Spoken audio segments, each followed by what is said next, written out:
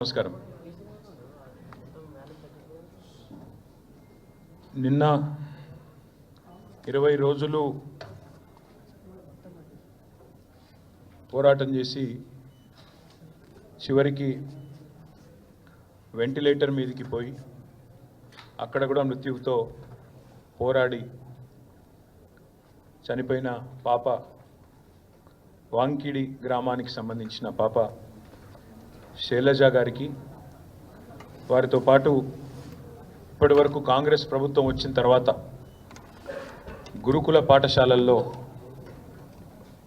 మరణించిన 48 మంది పిల్లలకి, వారి కుటుంబ సభ్యులకి ముఖ్యంగా మా పార్టీ తరపున ప్రగాఢమైన సానుభూతిని, ప్రగాఢమైన సంతాపాన్ని తెలియజేస్తూ,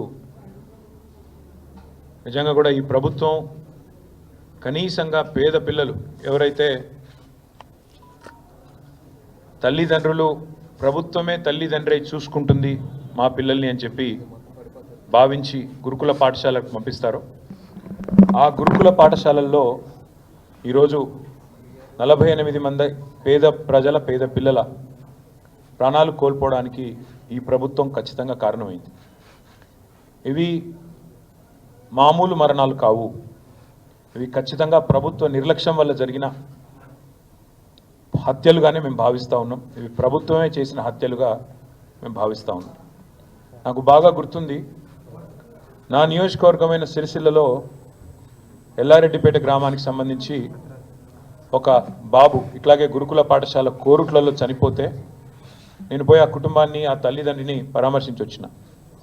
ఆ తల్లి ఆ రోజు నాకు చెప్పిన మాట, నాకు జరిగిన క్షోభ ఇంకెవరికి జరగకూడదన్నా, దయచేసి ప్రభుత్వం మీద పోరాడండి, ప్రభుత్వాన్ని ప్రశ్నించండి అన్నారు. మేము ప్రభుత్వాన్ని ప్రశ్నిస్తూనే ఉన్నాం, నిలదీస్తూనే ఉన్నాం, ప్రభుత్వానికి తన బాధ్యతను గుర్తు చేస్తూనే ఉన్నాం. కానీ ప్రభుత్వం ఇప్పటి వరకు కనీసం గురుకుల పాఠశాలల్లో ఉండే పరిస్థితుల పట్ల, ముఖ్యంగా ముఖ్యమంత్రి రేవంత్ రెడ్డి ఈరోజు వరకు ఒక సమీక్షా సమావేశాన్ని కూడా నిర్వహించని మాట వాస్తవం. అందుకే ఆ 48 మంది పిల్లలు ఎవరైతున్నారో వారి మృతికి ఖచ్చితంగా ఈ రాష్ట్ర ప్రభుత్వమే బాధ్యత తీసుకోవాలి. రేపు శాసనసభ సమావేశాల్లో కూడా ఆ పిల్లల కుటుంబాల తరపున, ఇంకా లక్షలాదిగా ఉన్న పేద పిల్లల కుటుంబాల తరపున ప్రభుత్వాన్ని తప్పకుండా నిలదీస్తాం. ప్రభుత్వాన్ని తప్పకుండా ఈ విషయంలో శాసనసభలో కూడా 100% చీల్చి చెండాడుతామనే మాట కూడా మీకు నేను తెలియజేస్తా ఉన్నాను. అట్లాగే పిల్లలు కూడా నిబ్బరంగా ఉండండి. దయచేసి కష్టాలు, ఇబ్బందులు కొన్ని ఉండవచ్చు, కానీ ఆత్మహత్య చేసుకునే పరిస్థితి లేదా ఏమన్నా తీవ్రమైన అనారోగ్యం పాలైతే అవసరమైతే బీఆర్ఎస్ పార్టీని సంప్రదిస్తే మిమ్మల్ని ప్రైవేట్ హాస్పిటల్లో కూడా చేర్పించి మిమ్మల్ని కాపాడుకునే ప్రయత్నం మేము చేస్తాము. తప్పకుండా అట్లాంటి పరిస్థితి ఎక్కడన్నా ఉంటే తల్లిదండ్రులు కూడా భయపడవద్దని, బాధపడవద్దని, వారికి కూడా నిబ్బరంతో ఉండాలని చెప్పి కూడా ఈ సందర్భంగా వారికి విజ్ఞప్తి చేస్తూ ఉన్నాం. నిన్న రేవంత్ రెడ్డి గారు, నిజానికి నేను ఈరోజు ప్రెస్ మీట్ మాట్లాడాలని కూడా అనుకోలేదు, ఎందుకంటే నిన్ననే మహబూబాబాద్లో లగచర్ల గిరిజనులకు సంబంధించిన సంఘీభావ సభ ధర్నా ఏదైతే జరిగిందో అక్కడే చాలా విషయాలు మాట్లాడాలని అనుకోలేదు. కానీ నిన్న ఆయన మాటలు, ఆయన వైఖరి చూస్తూ ఉంటే, ఆయన లేవనెత్తిన కొన్ని ప్రశ్నలు, కొన్ని అనుమానాలు, దానికి ఇవాళ మీడియాలో వచ్చిన విస్తృతమైన కవరేజ్ చూసిన తర్వాత మాట్లాడక తప్పని పరిస్థితి మాకు కలుగుతూ ఉంది. ఎట్లా ఉంది ఈరోజు అంటే, నిజంగా చూస్తూ ఉంటే ఆయన ప్రెస్ మీట్ చూస్తే అసహనము, ఫ్రస్ట్రేషను, ఒక నిస్పృహ, అంటే నేను వెనక్కి తగ్గాల్సి వచ్చింది అనే ఒక ఈగోయిజము, రాహుల్ గాంధీతో తిట్లు పడ్డ తర్వాత, ఢిల్లీకి వెళ్ళి మొట్టికాయలు పడ్డ తర్వాత సహజంగానే ఉండే కోపం అవన్నీ వెలగెక్కి నన్ను కూడా పర్సనల్గా నానా బూతులు తిట్టినాడు. నాకైతే చూస్తే ఒకటే అనిపించింది, ఇప్పుడు రేవంత్ రెడ్డి గారు 10-15 సంవత్సరాలుగా అందరికీ చెప్తా ఉండేటోడు ఎప్పటికైనా ముఖ్యమంత్రిని అవుతానని. మరి ముఖ్యమంత్రి అయిన తర్వాత కూడా ఇంత ఫ్రస్ట్రేషన్ ఎందుకు? ముఖ్యమంత్రి అయిన తర్వాత కూడా రోజు కేసీఆర్ని తిట్టుడెందుకు? ముఖ్యమంత్రి అయిన తర్వాత కూడా రోజు మా మీద ఏడుపులు ఎందుకు? కావాల్సిన పదవి వచ్చింది, కావాల్సినంత దోపిడీ జరుగుతూనే ఉంది నీకు నిరాటంకంగా. మరి అట్లాంటప్పుడు ఇంత ఫ్రస్ట్రేషన్ ఎందుకు నాకైతే అర్థం కావడం లేదు. నిన్న ఆయన వైఖరి చూస్తుంటే నాకైతే ఒకటే అనిపించింది, చిట్టినాయుడు గారికి చిప్పు దొబ్బింది అనిపించింది. ఎందుకంటే ఆయన మాటలు, ఆయన వైఖరి నిన్న అసలు ఏం మాట్లాడుతున్నారో కూడా తెలియనంత ఒక ఏదో పిచ్చి రిపోర్ట్ రిలీజ్ చేసినాడు నిన్న. ఇవన్నీ బీఆర్ఎస్ హయాంలో విడుదల చేసిన అదానికి ఇచ్చిన ప్రాజెక్టులు అంటాడు. అరే ఎంత మూర్ఖత్వం అంటే దీనికి నాకు ఏం చెప్పాలో కూడా అర్థం కావట్లేదు. ఎంత మూర్ఖత్వం అంటే ఇందులో నేషనల్ హైవే ప్రాజెక్టులు, జాతీయ రహదారుల ప్రాజెక్టులు బీఆర్ఎస్ ప్రభుత్వం ఇచ్చిందంటాడు. ఈయన మొన్నటిదాకా ఎంపీగా పనిచేసిండు. జాతీయ రహదారుల ప్రాజెక్టులు రాష్ట్ర ప్రభుత్వం ఇస్తుందండి ఎక్కడన్నా? మరి గడ్కరీ గారు ఇక్కడ పనిచేస్తుండా, అక్కడ పనిచేస్తుండా? ఈయన మొన్నటిదాకా అక్కడున్నాడా, ఇక్కడున్నాడా? అసలు ఈరోజు ఎక్కడున్నాడు? మాకే అర్థం కావట్లేదు. అంటే ఇంత మూర్ఖంగా, ఇంత మొండిగా ప్రజల యొక్క తెలివితేటల్ని తక్కువ అంచనా వేసి నోటికొచ్చినట్టు వాగుతాను. మంత్రిత్వ శాఖ జాతీయ ఉపరితల రవాణా అంటే నేషనల్ సర్ఫేస్ ట్రాన్స్పోర్ట్, గడ్కరీ గారు మంత్రి. ఆయన డిపార్ట్మెంట్ టెండర్లు పిలిచి అందులో అదానికి దేశమంతా వర్క్లు వచ్చినాయి, ఈడొచ్చినాయి. అది మాకంట కడతానంటే ప్రజలు పిచ్చివాళ్ళు కాదు. ఇవాళ మా జర్నలిస్టు మిత్రులకు కూడా అన్నీ తెలుసు. ఏదో నువ్వు చెప్తున్నావు కాబట్టి వింటున్నారు, కానీ నిజానికైతే అప్పుడే ప్రశ్నించాలా మీరు కూడా. సార్ అవి జాతీయ రహదారులు కదా అని అడగలేదు ఎవరు, కాబట్టి ఇప్పుడు నేను చెప్తున్నా. రెండవది రక్షణ శాఖకు సంబంధించి అసలు మాకు చాలా ఆశ్చర్యంగా ఉంది. రక్షణ శాఖ రాష్ట్ర ప్రభుత్వ ఆధీనంలో ఉంటుందండి. రాజ్నాథ్ సింగ్ గారు ఏం చేస్తున్నారు మరిగా? రక్షణ శాఖ మంత్రి అయిన ఆయనకి ఎందుకు మరి? అంటే ఎంత మూర్ఖత్వం అంటే మాట్లాడితే కనీసం కొద్దిగా సోయి లేదు, ఏం లేదు. ఇంకోటి 750 kV ట్రాన్స్మిషన్ లైన్ ప్రాజెక్టు, ఇది కూడా మాది కాదు, సెంట్రల్ గ్రిడ్ ఇది. అరే ఇవన్నీ గింత పిచ్చిగా, గింత మూర్ఖత్వంగా, ఇంత అవగాహన రాహిత్యంతో ముఖ్యమంత్రి మాట్లాడితే ఆయన ఏమనాలా? చిప్పు దొబ్బిందని పోతే నేను దయచేసి మీడియా మిత్రులను కూడా కోరుతా ఉన్నా, ఏది పడితే అది ముఖ్యమంత్రి నోట్లోంచి రాగానే అవేం భగవద్గీత అయిపోదు, అందులోకి వచ్చేటి అని శ్లోకాలు అయిపోవు. ఆయన మాట్లాడే దానిలో కూడా సరుకుందా, సబ్జెక్ట్ ఉందా, లేదా అంతా బబరాజమానం భజగోవిందమా అడగాలి కదా. మనం కూడా అక్కడ కూర్చున్న వాళ్ళం ఎదురుగా జర్నలిస్టులుగా డెఫినెట్గా ఆయన నిలదీయాలి. అది కేంద్ర ప్రభుత్వ ప్రాజెక్ట్ కదా సార్, నువ్వు ఎందుకు పిచ్చి పిచ్చిగా మాట్లాడుతున్నావు అని ఒక్కరని అడగాలి కదా. అయితే ఇంకా ఆశ్చర్యం, ఇంకా చాలా ఆయన మాట్లాడుతూ ఉంటే డ్రై పోర్టు కూడా కేంద్ర రాష్ట్ర ప్రభుత్వాల సంయుక్త ఆధ్వర్యంలో చేసేది, దానికి కూడా కేంద్ర ప్రభుత్వం అనుమతి ఇవ్వాలి. వాళ్ళతో సహకరించి, ఎందుకంటే మనకు ల్యాండ్ లాక్ స్టేట్, మనకు సముద్ర తీరం లేదు కాబట్టి డ్రై పోర్ట్ అనేది ప్రతిపాదన మనం తీసుకొచ్చినాం.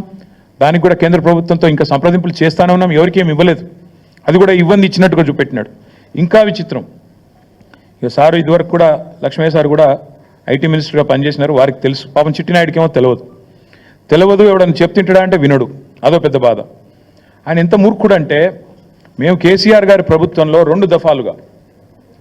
రెండు దఫాలుగా మైక్రోసాఫ్ట్ నుంచి 31,000 కోట్ల పెట్టుబడులు డేటా సెంటర్ రంగంలో తీసుకొచ్చాం. ఒకటి ఫిబ్రవరి 2022లో 15,000 కోట్ల పెట్టుబడి, జనవరి 2023 సంవత్సరంలో 16,000 కోట్ల పెట్టుబడి. ఇవి రెండు కూడా నేను మీకు ప్రెస్ కటింగ్లు ఇస్తాను, చూసుకోండి. మేము ఓపెన్గా బాజాప్తా మైక్రోసాఫ్ట్ పెద్దలు సత్యనాదెల్ల గారి నుంచి మొదలు పెడితే వాళ్ళ వివిధ అధికారులను కలిసి ఒప్పించి మెప్పించి హైదరాబాద్లో ఉండే సానుకూల పరిస్థితులు వివరించి, ఇక్కడి ప్రభుత్వం యొక్క మంచి విధానాలు వివరించి మొత్తం 31,000 కోట్ల పెట్టుబడి మైక్రోసాఫ్ట్ డేటా సెంటర్లు, వాటికి మేము సాధించాం. ఈ ముఖ్యమంత్రి గారి పరిజ్ఞానం ఎంత అంటే, వీటిని నిన్న ఆయన విడుదల చేసిన దానిలో మైక్రోసాఫ్ట్ డేటా సెంటర్లో ఆయన ఏం విడుదల చేసిండు నిన్న లిస్టులో? Adani data centre. ఇక ముఖ్యమంత్రి గారు ఎట్లాంటి వాడంటే, ఈయన పాపం ఈయనకు తెలియదు. ఇదివరకు కూడా ఒకసారి ఇట్లే మాట్లాడిండు. సత్యనాదెల్లా అని ఉన్నాడు, ఆయన ఎవరా? విప్రో సీఈఓనా అని మాట్లాడిండు. ఇప్పుడు కూడా గంతే. మైక్రోసాఫ్ట్ డేటా సెంటర్ పెట్టుబడిని ఆనాడు కేసీఆర్ ప్రభుత్వం 31,000 కోట్లు సాధిస్తే అవగాహన లేకుండా, ఇప్పుడు మాట్లాడేటప్పుడు కనీసం అధికారులు చెప్పేదన్న వినాలి కదా. నువ్వు ముఖ్యమంత్రివి, నువ్వు తప్పు మాట్లాడితే రాష్ట్ర గౌరవం మంటగలుస్తుంది. ఏది పడితే అది మాట్లాడడం అనేది ఆయనకు మంచిది కాదు. ఇప్పుడైనా సవరించుకో అని చెప్తా ఉన్నా చిట్టినాయుడు గారికి. ఇప్పుడైనా సవరించుకోండి. 31,000 కోట్ల పెట్టుబడి రాష్ట్రానికి వచ్చింది. నా జేబులకు పోలే, కేసీఆర్ గారి జేబులకు పోలే, రాష్ట్రానికి వచ్చింది. రాష్ట్ర సంపద పెంచే అంశం, రాష్ట్రానికి మంచి జరిగే అంశం. దీనివల్ల మైక్రోసాఫ్ట్ వచ్చిందంటే తర్వాత అమెజాన్ వచ్చింది, అది ఇంకా 36,000 కోట్ల పెట్టుబడి, $4.7 బిలియన్ పెట్టుబడి. ఇవి రెండు మా ప్రభుత్వంలో అత్యధిక FDI, మేము తీసుకొచ్చిన అత్యధిక ఫారెన్ డైరెక్ట్ ఇన్వెస్ట్మెంట్. ఇగో ఈ రెండు, అమెజాన్ అండ్ మైక్రోసాఫ్ట్. ఒకటి 31,000 కోట్లు, ఇంకోటి 36,300 కోట్లు. ఈ రెండు కలిపితేనే 67,000 కోట్లు. అంటే ఇది మా ప్రభుత్వం సాధించిన ప్రగతి. ఇక మీరు ఇంకేదో చూపెట్టిండు, ఏదో దొరకబట్టినట్టు ఈ ఫోటో చూపెట్టిండు. నేను అదానిని కలిసిన, బరాబర్ కలిసిన. ఎడబెట్టిన నేను కలిసిన ట్విట్టర్లో నా అఫీషియల్ అకౌంట్లోనే పెట్టిన. నేను దాచుకున్నాను. నీళ్ళక 4 గంటలు రహస్య సమావేశాలు చేసిన, లేకపోతే చీకట్లో పోయి కోహినూరు రోడ్ల కాళ్ళు పట్టుకున్నాను. బరాబర్ దావోస్లో కలిసినాం. తర్వాత ఏం చేసినాం, ఒక ప్రపోజల్ ఇచ్చిండు, యోగి గీ పని చేసినాం మేము. KCR rejects Adanis offer. మేము నీ లెక్క మాకు ఏం చేసినా బాజాప్తా చేసినాం తప్ప బేజాప్తా చేసే కర్మ మాకు లేదు. అదానీని మేము ఎన్నడూ ఎంకరేజ్ చేయలే. మేము రెడ్ సిగ్నల్ చూపెట్టినాం, నువ్వు రెడ్ కార్పెట్ వేస్తున్నావు. ఇది వాస్తవం.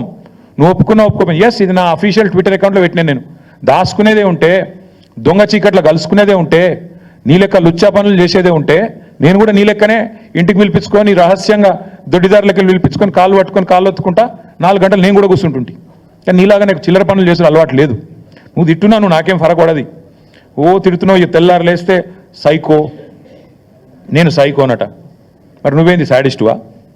ప్రజలను కొండారెడ్డిపల్లిలో నాకు తెలియక అడుగుతా, కొండారెడ్డిపల్లి నీ సొంతూరు. నీ సొంతూరులో ఒక 85 ఏళ్ళ పెద్ద మనిషి సాయిరెడ్డి గారు, మాజీ సర్పంచ్, నీకోసం పనిచేసిండు మొన్న ఎలక్షన్లో. నీ ఫోటో ఇక్కడ గుండె మీద బ్యాడ్జ్ మీద పెట్టుకుని పాప నీకోసం తిరిగిండు పెద్ద మనిషి. గాయన ఇంటికి అడ్డంగా గోడ కడతారు ఎవడని నాకు అర్థం కాదు. అసలు మనిషివేనా నువ్వు, మృగానివా? ఇంటికి అడ్డంగా గోడ కట్టి ఆ ఇంట్లోకి వెళ్ళి పెద్ద మనిషి బయటికి రాకుండా చేసి ఆఖరికి ఆయన ఆత్మహత్య కారణమైతే ఇలా పోలీసు వాడు కేసు పెట్టాడు. ఆయన బాడీ తీసుకుపోయేందుకు కూడా ఇరుకు సందులోకి వెళ్ళి తీసుకుపోతాను. ఇంతకంటే హీనమైన పని ఉంటుందా? ఇంతకంటే హీనమైన పని ఉంటుందా అని నేను అడుగుతున్నా. ఏం మనిషి నాకు అర్థం కాదు. సాడిస్ట్ కాకపోతే ఏమనాలి? ఇవాళ ఒక అమ్మాయి చనిపోయింది, శైలజ వాంకిడి. ఆ అమ్మాయి అంత్యక్రియలకు మా కోవలక్ష్మి గారు, ఆమెకు గిరిజన బిడ్డ, ఆదివాసీ బిడ్డ, ఆమె పోతానంటే నీకేం నచ్చిందా నాకు అర్థం కాదు. ఇంట్లో హౌస్ అరెస్ట్ చేస్తావా? మా అనిల్ జాదవ్ను అరెస్టు, మా ఖానాపూర్ ఇన్ఛార్జ్ జాన్సన్ అరెస్టు. ఇదేనా ప్రజాపాలన? ఇదేనా ఇందిరమ్మ పాలన? ఎమర్జెన్సీ రోజులను తలపించే విధంగా ఇంటర్నెట్ షట్ డౌను, లగచర్లలో ఇంటర్నెట్ షట్ డౌన్, అక్కడ పోయి అర్ధరాత్రి పోయి బందిపోట్ల మీద దాడి చేసినట్టు నీ సొంత నియోజకవర్గంలో దాడులు. ఇందుకేనా నీ పరిపాలన? ఇంకా సిగ్గుమాలిన పని. నేను చెప్పిన మహబాద్లో 1 ఇయర్ కావస్తోంది. ఈ ముఖ్యమంత్రి ఎవరి కోసం పనిచేస్తున్నాడు? అదానీ కోసం, అల్లుని కోసం, అన్న కోసం, బావమరిదికి అమృతం కోసం. ఇది ఈయన స్థూలంగా చెప్పాలంటే 1 ఇయర్ పరిపాలన. అదానీ కోసం, అల్లుడి కోసం, అల్లుడి మ్యాక్స్ బి అండ్ ఫార్మా కోసం, అన్న కోసం, జగదీష్ అన్న కోసం, తిరుపతి అన్న కోసం, బావమరిది సృజన్ రెడ్డికి అమృతం పంచడం కోసం. దానికి తప్ప నువ్వు పీకిందేంది సంవత్సరం? నేను అడుగుతున్నా. నువ్వు సాడిస్టు, సన్నాసి నేను అనలేకనా? నాకు నోరు లేదా? నేను ఇంకొక మాట కూడా అడుగుతా ఉన్నా. అదానీని నువ్వేదో పెద్ద గొప్ప పని చేసినట్టు నాకైతే ఒక డౌట్ వస్తుంది బాస్, మీరు చెప్పాలా మరి. నేను ఎప్పుడు చెక్ ఇచ్చిండు అదానీని చూసుకున్నా. 14 పోయిన నెల అక్టోబర్ అనుకుంటా, అక్టోబర్ నాడు చెక్ ఇచ్చిండట. ఎవరు? అదాని గారి. నాకు నిన్న చెప్తుండు గర్వంగా, మేము ఆ చెక్కును క్యాషే చేయలే. నాకు తెలియక అడుగుతా బాస్, నాకెవరైనా చెక్ ఇస్తే వెంటనే బ్యాంకులో వేస్తా, చెక్ క్యాష్ చేసుకుంటా. మరి నువ్వు 38 రోజులు ఎందుకు చెక్ క్యాష్ చేయలే? అయితే వానికి ఇచ్చే ఉద్దేశం అన్నా లేకపోవాలి, నీకు దాన్ని క్యాష్ చేసే ఉద్దేశం అన్నా లేకపోవాలి.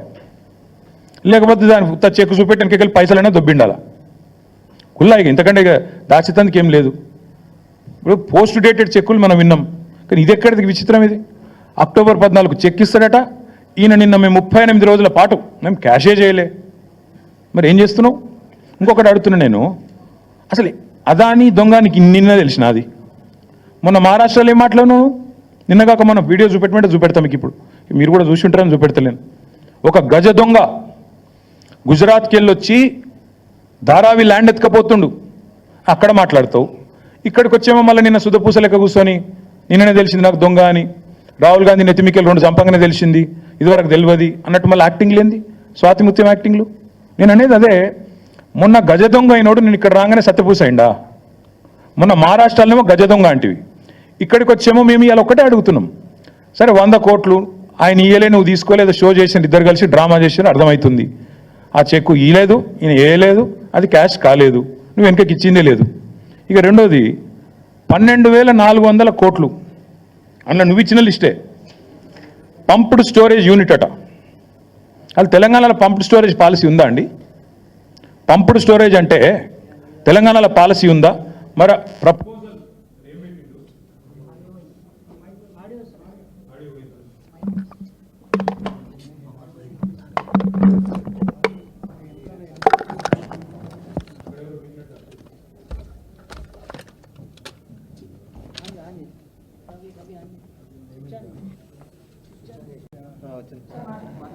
నిన్న 2 విషయాలు బయటపెట్టినారు ముఖ్యమంత్రి. ఆయన ఇచ్చిన లిస్టులోనే 2 విషయాలు బయటపడ్డాయి. ఒకటి పంప్డ్ స్టోరేజ్ యూనిట్, తెలంగాణలో ఇంతవరకు ఆ పాలసీ లేదు. మరి పాలసీ లేకుండా అదాని కాడికి వెళ్ళి పైసలు ఎట్లా తీసుకుంటా అనుకున్నావు? పాలసీ లేకుండా ప్రపోజల్ ఎట్లా తీసుకున్నావు? నెంబర్ 1. నెంబర్ 2, కొడంగల్ ఇన్ని రోజులు అల్లుని కోసం అనుకున్నాం, ఇప్పుడు అదాని కోసం అంటే ఇప్పుడు తెలిసింది. 9 మిలియన్ టన్నుల ప్లాంటు కొడంగల్లో సిమెంట్ ప్లాంట్ పెడతారట. మొన్న రామన్నపేటలోనేమో మొత్తం ప్రజలు మరలబడ్డారు, ఇక్కడ సిమెంట్ ప్లాంట్ పెట్టద్దు అదానిది అంబుజా ప్లాంట్ అని. అక్కడ సిగ్గురాలే, ఇంకా అది అట్లే పెడతారట, అందులో మూసీలకు కాలుష్యం పంపిస్తారట. ఇప్పుడు మీదికెళ్ళి కొడంగల్లో మళ్ళీ కొత్త దుకాణం, మళ్ళీ 9 మిలియన్ మెట్రిక్ టన్నుల ప్లాంట్ అదాని గారిది కొడంగల్లో. నేను అందుకే అంటున్నా, అల్లుని కోసం, అదాని కోసం, అన్నల కోసం, బామ్మది కోసం, అమృతం పంచడం కోసమే పనిచేస్తున్నావు నువ్వు. ఇది అది ప్రూఫ్, నువ్వే ఇచ్చినావు. అసలు పంప్డ్ స్టోరేజ్ పాలసీ లేకుండా ఎట్లా తీసుకున్నావు? నువ్వు ఎట్లా తీసుకుంటున్నావు ప్రపోజలు? చెప్పండి. ప్రభుత్వానికి ఒక పాలసీ ఉండాలి కదా, నిర్దిష్టమైన విధానం ఉండాలి కదా. అదే లేకుండా ఎట్లా పిలుస్తున్నావు ఆయన? నాకు అర్థం కాదు. దాంతోపాటు సరే, నేను ప్రశ్నిస్తే నేను సైకో, నేను అడుగుతున్నా, తెలంగాణని ఒక దొంగోడికి దోచిపెడుతున్నావు కదా, ఒక గజ దొంగకు. నువ్వు సన్నాసివా, సాడిస్టువా, ఏంటిది నువ్వు? మరి తెలంగాణ వనరులను ఇంత దుర్మార్గంగా దోచిపెడుతూ మీదికెళ్ళి ఇవాళ నువ్వేదో శుద్ధపూసం వచ్చేట్లని చెప్పినావు. నిన్న చెప్పి మళ్ళీ మీ అనంగు పత్రికలు ఇవాళ వచ్చింది, Adani is here to stay. Adani ఉంటాడు, బరాబర్ ఉంటాడు. రాహుల్ గాంధీ నెత్తి మీద మొట్టికాయలు వేస్తే ఏదో పైకి ఒక 100 కోట్లు ఇచ్చి లోపల మాత్రం మళ్ళా పక్కా కొసరు అట్లా ఇచ్చినట్టు చేసి అసలు మాత్రం అట్లే ఉంటుంది అని చెప్పినట్టు ఇవాళ Adani is here to stay. నేను అడుగుతున్నా, మన హిండెన్బర్గ్ రీసెర్చ్ అనే రిపోర్ట్ ఎప్పుడు వచ్చిందండి? 3 నెలల కింద వచ్చింది. చదువు రాదా, అర్థం కాదా? నిన్ననే తెలిసింది అదాని దొంగ అని. మీరు రాహుల్ గాంధీ లబలబా అని మొత్తుకుంటూనే ఉన్నాడు కదా. ఎప్పటి నుంచి ఘోషిస్తున్నాడు రాహుల్ గాంధీ? అదాని దొంగ, చౌకీదార్, చోర్ హే, అదాని ఫ్రాడ్ హే అంటూనే ఉన్నాడు. మరి ఎందుకు 100 కోట్లు ఎందుకు ఇస్తున్నావు? కొసరు మాత్రమే ఎందుకు ఇస్తున్నావు? అసలు 12,400 కోట్ల ఒప్పందాలు ఎందుకు రద్దు చేస్తలేవు? మేమేదో చేసినామంటున్నావు, అవి కూడా రద్దు చేయి. మేము వద్దంటున్నామా? మేమేదో చేసినామంటున్నావు కదా, మేము చేయనే లేదు. మైక్రోసాఫ్ట్ ఇది అదాని అంటావు, నీ పరిజ్ఞానం అది. ఒకటి మాత్రం పక్కా, ఈ ముఖ్యమంత్రి ఆయన ఇంటి పేరు మార్చుకోవాలి. ఆయన అనుముల కాదు, అబద్ధాల రేవంత్. ఇంత పచ్చబద్దాలు చెప్తాడండి ఎవడన్నా ముఖ్యమంత్రి అంటాడు? ఇంత దుర్మార్గమా? మైక్రోసాఫ్ట్ డేటా సెంటర్ని పట్టుకొని అదాని డేటా సెంటర్. అదేవిధంగా నేషనల్ హైవే ప్రాజెక్టులు మేము ఇచ్చినాం, రక్షణ శాఖ ప్రాజెక్టులు రాష్ట్ర ప్రభుత్వం ఇచ్చింది, ఎలక్ట్రికల్ ట్రాన్స్మిషన్ ప్రాజెక్ట్ అది కూడా కేంద్ర ప్రభుత్వ ప్రాజెక్టు మేము ఇచ్చినాం. ఇంత పచ్చి అబద్ధాలు చెప్పేటోడు అనుముల రేవంత్ రెడ్డి కాదు, అబద్ధాల రేవంత్ రెడ్డే. అందుకే నేను అనేది, ఈ కాయిదాలు, ఈ డ్రామాలు ఇవన్నీ పక్కకు పెడితే రేవంత్ రెడ్డి నీకు అసలు కేసీఆర్ గారి గురించి మాట్లాడతాడు. నిన్న సరే నన్నంటే తిట్టినావు, నీకంటే వయసులో చిన్ననే కాబట్టి పడతా అనుకో. కేసీఆర్ గురించి మాట్లాడతావు, ఎంత ధైర్యం నీకు? నాకు అర్థం కాక అడుగుతా, ఏం తప్పు చేసిండు కేసీఆర్ గారు? అవుట్ రైట్గా అదానీ ఆఫర్ను రిజెక్ట్ చేయడమే కేసీఆర్ చేసిన తప్ప. KCR rejects Adanis offer. This is KCR. Red signal ఇచ్చిండు కేసీఆర్. దేశం మొత్తం ఇంకా అదాని గురించి తెలియకముందే మేల్కొన్న ముఖ్యమంత్రి కేసీఆర్. ఇక్కడనే కాదు, కేసీఆర్ గారు ఓపెన్గా యశ్వంత్ సిన్హా గారు రాష్ట్రపతి ఎన్నికల్లో పోటీ పడ్డప్పుడు ఓపెన్గా అడిగిండు, ఎవరి కోసం 10% బొగ్గు దిగుమతి అనే పాలసీ ఎవరి కోసం? ఒక వ్యక్తికి మేలు చేయడం కోసమే కదా అని గర్జించిన ఒకే ఒక్క ముఖ్యమంత్రి కేసీఆర్. నీలాగా కొడంగల్లో సిమెంట్ ప్లాంట్ కోసమో లేదా మీ మంత్రుల ఈడీ కేసులో రాజీ కోసమో చీకట్లో కాళ్ళు పట్టుకునే రకం కాదు కేసీఆర్ గారు. బరాబర్ బాజాప్తా అడిగిండు. నువ్వు బ్యాగులు మోసిన దొంగవు కాబట్టి అదే బురద మా మీద ఊస్తా, నువ్వు చేసే లుచ్చా పనులు ప్రపంచమంతా చేస్తుంది. నీలాగా గౌతమ్ బాయ్ అని చిల్లర పనులు చేసుకుంటూ ఆయన చుట్టూ తిరిగి మస్కా కొట్టే టైపు మేం కాదు, మాకు ఆ కర్మ పట్టలేదు. ఒకటి మాత్రం పక్కా చెప్తున్నా, నువ్వు ప్రశ్నించకపోయినా నువ్వెన్ని డ్రామాలు చేసినా, నేనేదో రాహుల్ గాంధీ గట్టిగానే వరకు దిగినవు రంగంలోకి, మాకు తెలియదని కాదు. రాహుల్ గాంధీ 2 ఫోన్ చేసి దొబ్బితే ఇక ఇజ్జత్ పోయింది, ఎట్లాగూ మార్కెట్లో ఏదో ఒకటి చేయాలని చెప్పి కవరింగ్ కోసం నిన్న దిగినావు, తప్పు ఒప్పుకున్నావు. అదాని నుంచి 100 కోట్ల విరాళం ఏదైతే తీసుకున్నావో చెంపలేసుకున్నావు. టీఆర్ఎస్ దెబ్బకు, టీఆర్ఎస్ ధాటికి తట్టుకోలేక కత్యంతరం లేక పీచేముడు అన్నావు, సంతోషం. కానీ 12,400 కోట్ల పెట్టుబడి ఏదైతే అందులో నీ వాటాలతో సహా మీ పెద్దలకు మూటలతో సహా ఏదైతుందో దాన్ని కూడా ఖచ్చితంగా రద్దు చేయాల్సిందే. అప్పుడైతేనే నిన్ను నీ రాహుల్ గాంధీని దేశం నమ్ముతుంది, లేకపోతే మీ మాటలు ఇంకెవడు నమ్మడు. ఇంకొక మాట నేను అడుగుతా ఉన్నా, 5,000 కోట్లు ఇప్పుడే నేను అడిగిన, పంపుడు స్టోరేజ్ దాని పాలసీ ఎక్కడుంది చూపెట్టు, ఏ బేసిస్లో ఎంఓయూ చేసినావు చూపెట్టు. అట్లాగే మూసీని మురికి కూపంగా మార్చే అంబుజా సిమెంట్ ఫ్యాక్టరీ కోసం 1,400 కోట్ల పెట్టుబడి ఏ బేసిస్లో పెట్టుకున్నావు చెప్పు. అందుకే నేను అనేది, ఈ ఉల్టా చోర్కో కొత్వాల్ డాంటే అనే స్టైల్లో నువ్వు తప్పులు చేసి మా మీద రుద్దే ప్రయత్నం ఏదైతే చేస్తున్నావో, సాడిస్ట్ ముఖ్యమంత్రి, నీకు భయపడేటోడు ఎవ్వడు లేడు ఇక్కడ. ఏం చేసుకుంటావో చేసుకో, నిన్ను మాత్రం తప్పకుండా ప్రజల తరపున ప్రశ్నిస్తూనే ఉంటాం, నిలదీస్తూనే ఉంటామని మళ్ళొకసారి చెప్తూ దయచేసి మీడియా మిత్రులను కూడా కోరుతా ఉన్నాను. నిన్న ఒక మాట అడిగితే పాపం ఏం చేయాలని తెలియక మేమేమే బెబ్బెబ్బే అన్నాడు.